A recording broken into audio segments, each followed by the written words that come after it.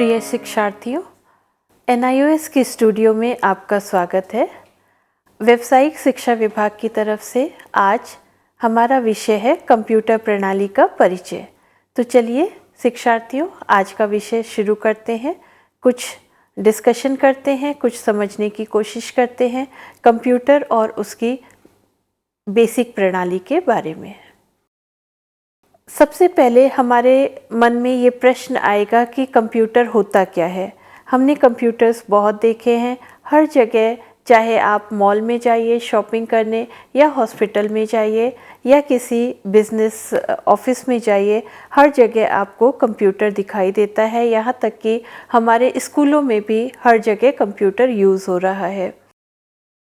अगर इतना ज़्यादा कंप्यूटर का इस्तेमाल हो रहा है हर जगह, तो हम सबके मन में ये प्रश्न आना बहुत स्वाभाविक है कि कंप्यूटर होता क्या है और इसके बेसिक ऑपरेशंस किस तरह से होते हैं। अगर ग्राउंड लेवल पे बात करें शिक्षार्थियों, कंप्यूटर एक इलेक्ट्रॉनिक मशीन होती है जो इनपुट ग्रहण करती है और अपेक्षित आउटपुट प्रोड्यूस करने के लिए अंदर उसके प्रोसेसिंग होती है।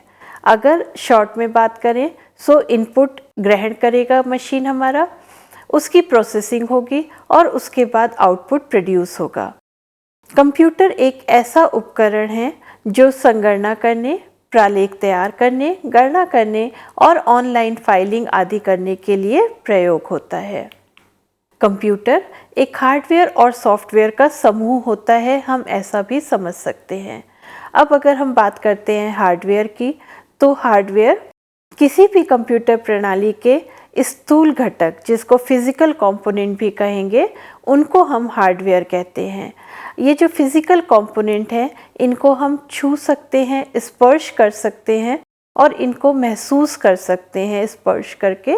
ऐसे सारे कंपोनेंट्स को हम हार्डवेयर कहेंगे। अगर हम सॉफ्टवेयर की बात करते हैं, ये कंप्यूटर प्रोग्रामों का संग्रह है जो प्रयोगकर्ता को कंप्यूटर हार्डवेयर के साथ संवाद करने में समर्थ बनाते हैं।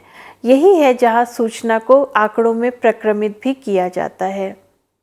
अगर हम कंप्यूटर के समावेशी रेखाचित्र को देखें और समझने की कोशिश करें कि कंप्यूटर की ओवरऑल वर्किंग किस तरह से होती है, इसको हम एक IPO साइकिल के फॉर्म में समझ सकते हैं, जिसको इनपुट प्रोसेस आउटपुट साइकिल भी कहते हैं। एक समावेशी रेखाचित्र ब्लॉक डायग्राम आपके सामने प्रस्तुत है, इसको समझने की कोशिश करते हैं। सबसे पहले इनपुट इकाई होती है, दाईं तरफ देखें। इनपुट इकाई से हम सारा इनपुट लेते हैं और प्रोसेसर के पास भेजते हैं, जिसको हम सेंट्रल प्रोसेसिंग यूनिट या CPU भी कहेंगे। वहाँ से प्रोसेसिंग होने के बाद आउटपुट डिवाइस पर आउटपुट प्रोड्यूस होगा। इसी बीच जब प्रोसेसिंग हो रही होगी, मेमोरी से डेटा को बार बार लेना और प्रोसेसिंग करना और वापस मेमोरी में भेजना परमानेंट स्टोरेज के लिए, ये प्रोसेस भी चलता रहता है जो CPU और मेमोरी के बीच में प्रोसेस होगा। इसको हम IPO साइकिल बोलेंगे। अगर हम CPU की बात करें, जो बीच में हमारा बॉक्स बना हुआ है, अगर हम इस CPU के बॉक्स को देखें, CPU को हम 3 कंपोनेंट्स में डिवाइड कर सकते हैं, ALU, CU और रजिस्टर्स। ALU का मतलब होता है अर्थमेटिक लॉजिकल यूनिट, CU का मतलब होगा कंट्रोल यूनिट, और रजिस्टर्स होते हैं हमारे संग्रह करने के लिए, डेटा को संग्रह करने के लिए। Arithmetic logical unit, control unit, registers, ये सारे मिलकर के बनाएंगे सेंट्रल प्रोसेसिंग यूनिट। प्रिय शिक्षार्थियों, हम इन सारे कंपोनेंट्स के बारे में चलिए एक एक करके समझते हैं और उसे एक्सप्लोर करने की कोशिश करते हैं कि हर एक कंपोनेंट का, हर एक इकाई का अलग अलग क्या उद्देश्य होता है और हम इसको किस तरह से यूज़ कर सकते हैं। अगर हम कंप्यूटर के कंपोनेंट्स या कंप्यूटर के घटकों की बात करें, इनपुट यूनिट, CPU, मेमोरी और आउटपुट यूनिट में हम मेन कंपोनेंट्स के फॉर्म में डिवाइड कर सकते हैं, जैसा कि पिछली स्क्रीन पर दिखाया भी गया था। ये 4 मेन कंपोनेंट्स हैं, हमारे 4 कंप्यूटर के मेन घटक हैं। अगर हम इनको समझ पाते हैं तो हम कंप्यूटर की बेसिक वर्किंग को समझ पाएंगे। अगर हम इनपुट उपकरण की बात करते हैं तो प्रिय शिक्षार्थियों, इनपुट एक इंग्लिश का शब्द है, अंग्रेजी का शब्द है। इन मतलब अंदर, पुट मतलब रखना। अगर हम कंप्यूटर में कोई भी डेटा दे रहे हैं, कोई आंकड़ा दे रहे हैं, कोई निर्देश दे रहे हैं कंप्यूटर को, तो वो हम इनपुट उपकरणों के माध्यम से दे सकते हैं। इनपुट उपकरण का कार्य प्रयोगकर्ता से आंकड़ों अथवा निर्देशों को प्राप्त करना है। अगर हम इनपुट उपकरण की बात करते हैं, कीबोर्ड और माउस दो बहुत प्रचलित इनपुट उपकरण हैं जिन्हें हम कंप्यूटर में इनपुट देने के लिए यूज़ करते हैं। इसके अलावा और बहुत सारे इनपुट उपकरण हैं जिनके बारे में हम बात करेंगे। अगर हम कीबोर्ड और माउस के अलावा बात करें इनपुट उपकरण, तो स्कैनर होता है, OCR होता है। OCR का मतलब होता है ऑप्टिकल कैरेक्टर रीडर या रिकॉग्निशन। MICR होता है magnetic ink character recognition. Optical mark recognition होता है OMR। बार कोड रीडर होता है BCR। डिजिटाइजिंग टैबलेट होता है। लाइट पेन्स होते हैं। स्पीच इनपुट उपकरण होते हैं। इनमें से किसी भी उपकरण के माध्यम से या बहुत सारे उपकरणों के समूह के माध्यम से भी हम कंप्यूटर को इनपुट दे सकते हैं। डिपेंड करता है हमें किस तरह की रिक्वायरमेंट है, हमारा यूज़ क्या है, हमारा उपयोग क्या है, हमारी आवश्यकता क्या है, उसके हिसाब से हम इनपुट उपकरण को चूज़ कर सकते हैं और उसके माध्यम से हम कंप्यूटर को इंस्ट्रक्शन दे सकते हैं या डेटा फीड कर सकते हैं। कीबोर्ड एक टाइपराइटर के कीबोर्ड जैसा होता है जिसमें सारी कीज़ बनी हुई होंगी। जनरली 104 कीज़ का कीबोर्ड होता है। माउस हमारी पॉइंटिंग डिवाइस होती है जिसको हम मूव करके, पॉइंटर मूव करा के, अगर स्क्रीन पे हमें कोई चीज़ सेलेक्ट करानी है तो हम माउस को मूव करा के पॉइंटर को, और हम अपने इनपुट दे सकते हैं कंप्यूटर को, अपनी इच्छा बता सकते हैं कि हम क्या काम करना चाहते हैं। इसी तरीके से अगर हम बात करते हैं स्कैनर की, स्कैनर भी एक इनपुट उपकरण होगा जिसमें आप स्कैन कर सकते हैं। आप अपना कोई भी फोटोग्राफ या कोई डॉक्यूमेंट अगर उसमें डालते हैं, जिसको हम हार्ड कॉपी कहेंगे, अगर आप उसको स्कैनर पे रखते हैं और स्कैन करते हैं तो आप जो भी फोटोग्राफ या डॉक्यूमेंट को स्कैन कर रहे हैं वो सॉफ्ट कॉपी के फॉर्म में, डिजिटल फॉर्म में आपके कंप्यूटर की डिवाइस पर आ जाएगा और आप उस पर कोई भी मॉडिफिकेशन या किसी भी तरीके से उसका उपयोग कर सकते हैं। अगर हम ऑप्टिकल कैरेक्टर रीडर OCR की बात करते हैं, OCR एक इनपुट उपकरण है जिससे कोई भी कैरेक्टर जो बना हुआ है हम उसको डिजिटाइज कर सकते हैं और हम उसको रीड कर सकते हैं। मैग्नेटिक इंक कैरेक्टर रीडर, प्रिय शिक्षार्थियों, अगर आपको कभी मौका मिले चेकबुक की चेक लीफलेट को देखने का, तो उस चेकबुक के नीचे आपको कुछ अलग सी इंक में लिखे हुए कैरेक्टर दिखाई देंगे। अगर उन कैरेक्टर्स को पढ़ना है तो उसके लिए जो हमारी स्पेशल डिवाइस होगी उसे हम मैग्नेटिक इंक कैरेक्टर रिकॉग्निशन या रीडर डिवाइस कहेंगे। ऑप्टिकल मार्क रीडर, जो हम कोई भी सिंबल बनाएं, जैसे हम पेंसिल या पेन से, एक शीट होगी, ऑप्टिकल शीट्स कहते हैं उन पे, और उन शीट्स पे अगर हम कोई स्पेशल मार्क लगाएं, जैसे कोई सर्किल है उसे फिल कर दे, स्क्वायर को फिल कर दे, तो उस तरह के पेजेस को या डॉक्यूमेंट्स को रीड करने के लिए जो डिवाइस होगी उसे ऑप्टिकल मार्क रीडर कहते हैं।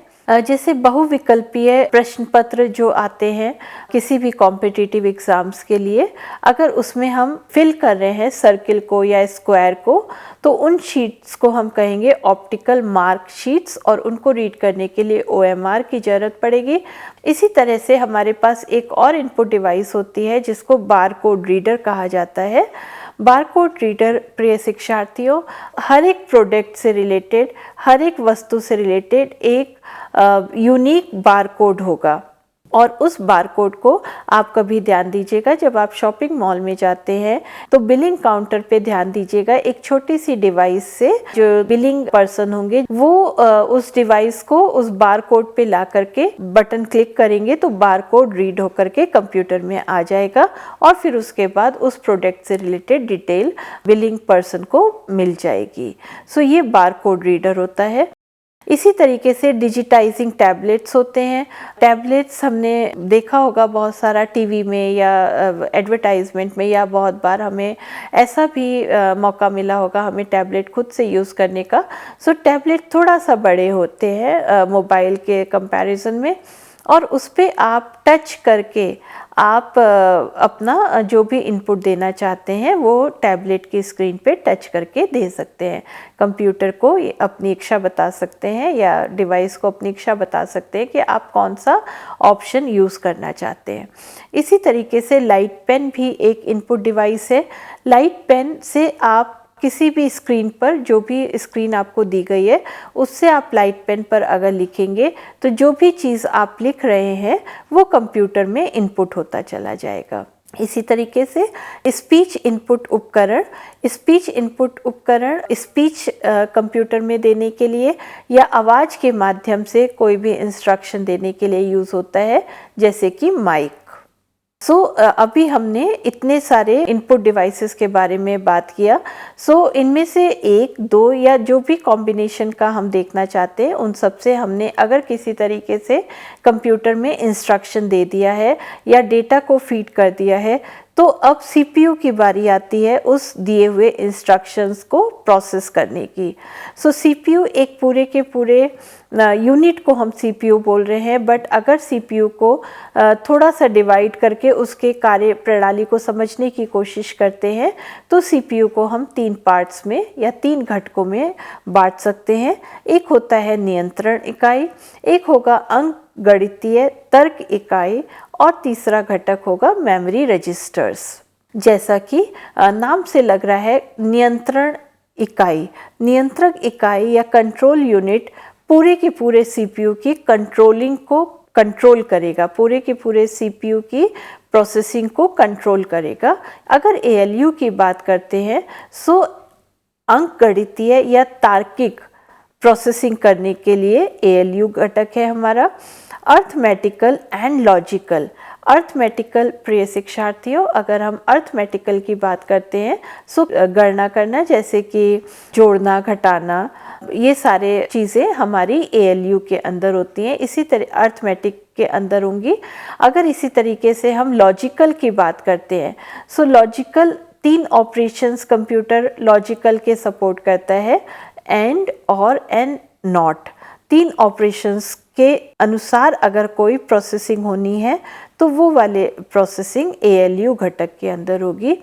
और मेमोरी रजिस्टर्स का काम होगा डेटा को सेव करना।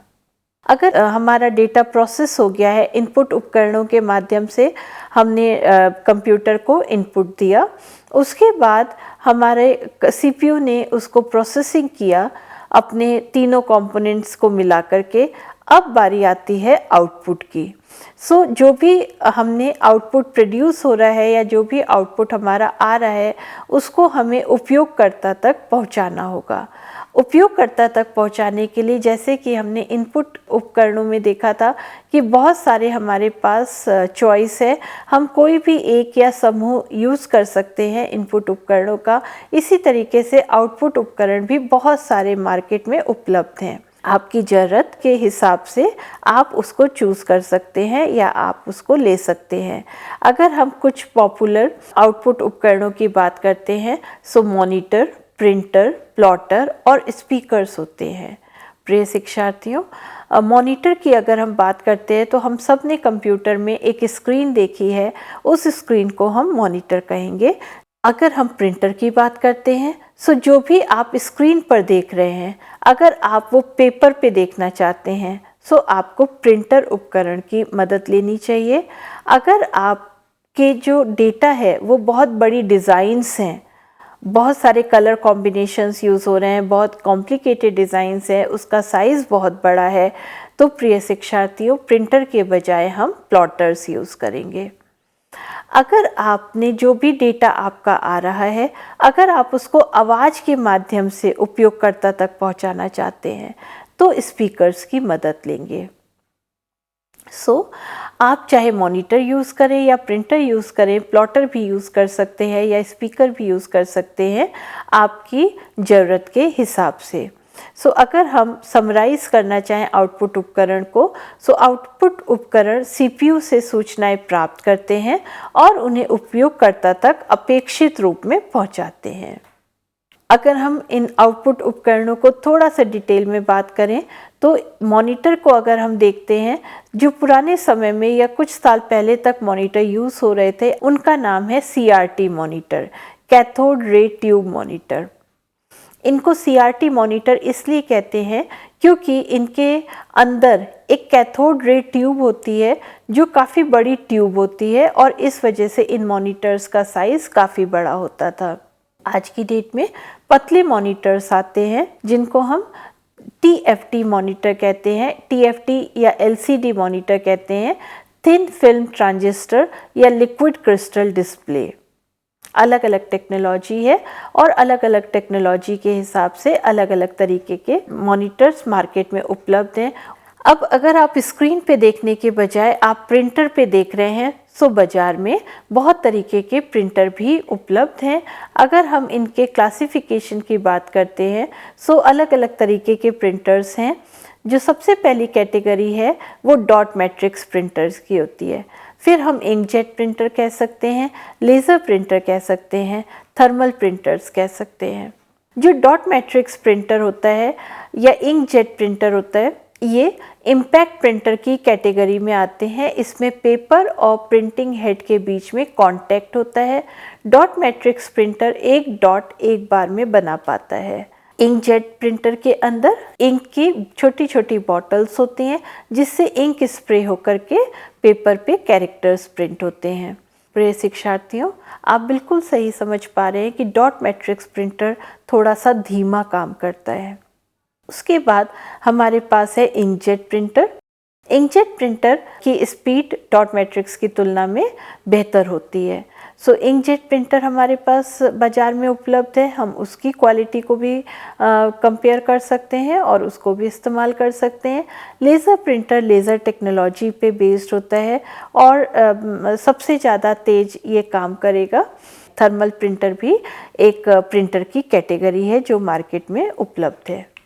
प्लॉटर, जैसा कि हमने पहले बात किया था, प्लॉटर एक ऐसा उपकरण है जिसका प्रयोग दो या दो से अधिक स्वचालित पेन की सहायता से चार्ट, ग्राफ, मानचित्र आदि बनाने में किया जाता है। इंजीनियरिंग के बड़े बड़े ड्राइंग्स आपने देखा होगा, बड़े बड़े मॉल्स बन रहे हैं या बड़ी बड़ी बिल्डिंग्स बन रही हैं, उनको बनाने के पहले उनका सारा का सारा डिज़ाइन पेपर पे बनाया जाता है या कंप्यूटर्स पे बनाया जाता है। उन कंप्यूटर्स पे बने हुए डिज़ाइन को अगर हमें प्रिंट आउट लेना है तो हम प्लॉटर की मदद से लेना चाहिए। अब बारी आती है मेमोरी इकाई की। सुप्रिय शिक्षार्थियों, कंप्यूटर में भी एक घटक है जिसको मेमोरी इकाई कहेंगे और जो डेटा को या आंकड़ों को या किसी निर्देश को संग्रह करने के काम में आएगा। अगर हम मेमोरी इकाई को थोड़ा सा और समझना चाहते हैं तो हमें इसको दो पार्ट्स में डिवाइड करना होगा, प्राथमिक मेमोरी और द्वितीयक मेमोरी। प्राइमरी मेमोरी या प्राथमिक मेमोरी जो कि टेम्परेरी होती है, आप इसको हमेशा के लिए इसमें डेटा संग्रह नहीं होता है। और सेकेंडरी मेमोरी या द्वितीयक मेमोरी जिसमें डेटा हमेशा के लिए संग्रह हो जाता है जब तक आप उसे हटाएं ना या फिर जब तक वो ख़राब ना हो जाए। तो चलिए आगे बढ़ते हैं और प्राइमरी और द्वितीयक के बारे में थोड़ी सी और बात करते हैं। जब हम कंप्यूटर पे कोई भी डेटा इनपुट करते हैं इनपुट इकाई के माध्यम से, तो सबसे पहले डेटा या इंस्ट्रक्शन हमारा प्राथमिक मेमोरी में जाएगा। वहाँ से अगर ज़रूरत पड़ेगी तो सेकेंडरी मेमोरी में परमानेंट स्टोरेज के लिए जाएगा, या अगर कोई डेटा सेकेंडरी स्टोरेज से सेकेंडरी मेमोरी से आना है तो वो पहले प्राइमरी मेमोरी में आएगा, उसके बाद वो डेटा आपका आउटपुट यूनिट पे डिस्प्ले होगा। प्राथमिक मेमोरी में बहुत जल्दी जल्दी डेटा आता और जाता रहता है। अगर हम इसको थोड़ा सा समझना चाहते हैं तो इसके क्लासिफिकेशन को देखना होगा। प्राथमिक मेमोरी या प्राइमरी मेमोरी दो पार्ट्स में मिलकर के बना होता है, या दो तरीके की प्राइमरी मेमोरी आपके कंप्यूटर में लगी हुई होती है। एक को रैम बोलते हैं और एक को रोम बोलते हैं। RAM random access memory, ROM read only memory. Random access memory. प्रिय शिक्षार्थियों, रैंडम का मतलब होता है कहीं से भी, एक्सेस का मतलब हुआ निकाल सके, मेमोरी का मतलब संग्रह स्थल। तो ऐसा संग्रह स्थल जहाँ पे कहीं से भी कोई भी इंस्ट्रक्शन या डेटा हम निकाल सके, उसको हम रैम बोलेंगे, रैंडम एक्सेस मेमोरी बोलेंगे। और ये बहुत फास्ट होता है, बहुत इसकी गति तेज होती है काम करने में और डेटा को संग्रह करने में या डेटा को वापस करने में। जो द्वितीयक मेमोरी है ये थोड़ी सी धीमी होती है, लेकिन इसमें डेटा आपका हमेशा के लिए संग्रह हो जाता है जब तक कि आप इसको डिलीट नहीं करते या कोई और डिलीट नहीं करता। अगर हम द्वितीयक मेमोरी के उदाहरण की बात करते हैं तो वो अगर हम कहते हैं हार्ड डिस्क या पेन ड्राइव, जिसमें भी आप डेटा परमानेंट स्टोर कर पा रहे हैं। प्रिय शिक्षार्थियों, जैसे हर चीज़ को नापने के लिए कोई ना कोई इकाई होती है। अगर हम दूरी को नापते हैं तो हमारे पास मीटर या किलोमीटर या सेंटीमीटर की इकाई है या और भी बहुत सारी तरह की इकाई है। इसी तरीके से अगर हम अपनी कंप्यूटर की मेमोरी को मापना चाहते हैं कि हमारे पास कितनी मेमोरी है हमारे कंप्यूटर में या कितनी मेमोरी में क्या संग्रह हो रहा है, तो उसकी यूनिट को हम बाइट्स कहेंगे। सबसे छोटी इकाई को हम बाइट्स कहेंगे। बाइट के बाद आता है किलोबाइट, किलोबाइट के बाद मेगा, मेगा के बाद गीगाबाइट, गीगा के बाद टेरा, और आज हमारे पास पेटाबाइट और उससे भी ऊपर की डिवाइसेस बाजार में उपलब्ध हैं। अगर हम किलोबाइट में बात करते हैं तो 1 किलोबाइट में 1024 बाइट्स होते हैं, और अगर हम पावर में बात करेंगे तो 2 to the power 10 बाइट्स होता है 1 किलोबाइट। अगर मेगाबाइट की बात करते हैं और बाइट से कंपैरिजन करा रहे हैं तो 1 मेगाबाइट में 2 to the power 20 बाइट्स होगा। इस स्लाइड पर और भी सारे कंपैरिजन या तुलनात्मक टेबल बनाई गई है और उसको आप समझ सकते हैं कि अगर हम 1 GB की बात करेंगे तो 2 to the power 30 बाइट्स, और 1 टेराबाइट की बात करेंगे तो उसमें 2 to the power 40 बाइट्स होगा। तो इस तरह से हम ये समझ पाएंगे कि हमारे पास कितनी मेमोरी या कितना संग्रह स्थल है और हम कितना डेटा इसमें संग्रह कर सकते हैं। जैसा हमने पहले भी बात किया, कंप्यूटर की मेमोरी 2 पार्ट में डिवाइड है, रैम एंड रोम।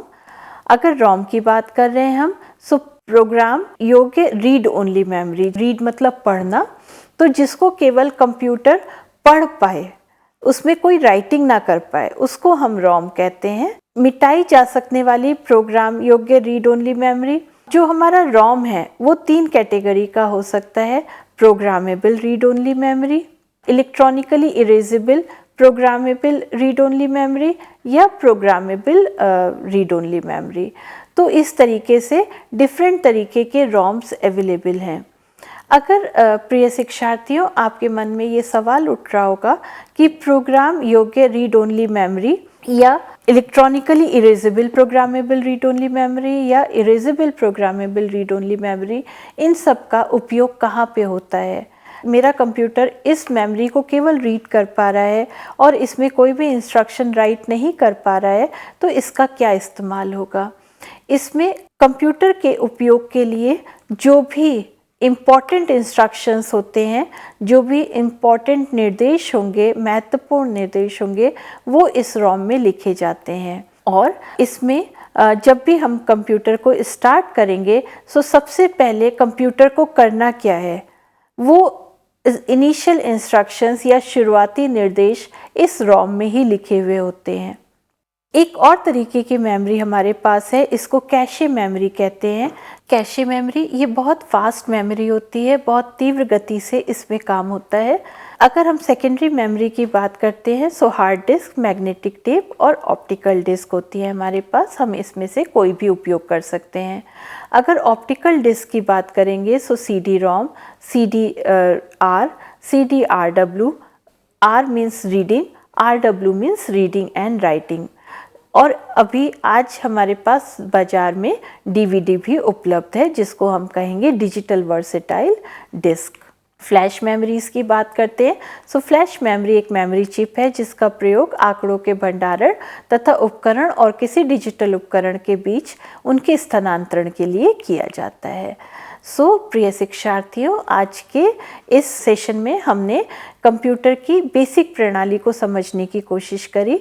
मुझे आशा है कि आपको इससे कुछ लाभ होगा और आप इसका उपयोग अपने दैनिक जीवन में कर पाएंगे। धन्यवाद।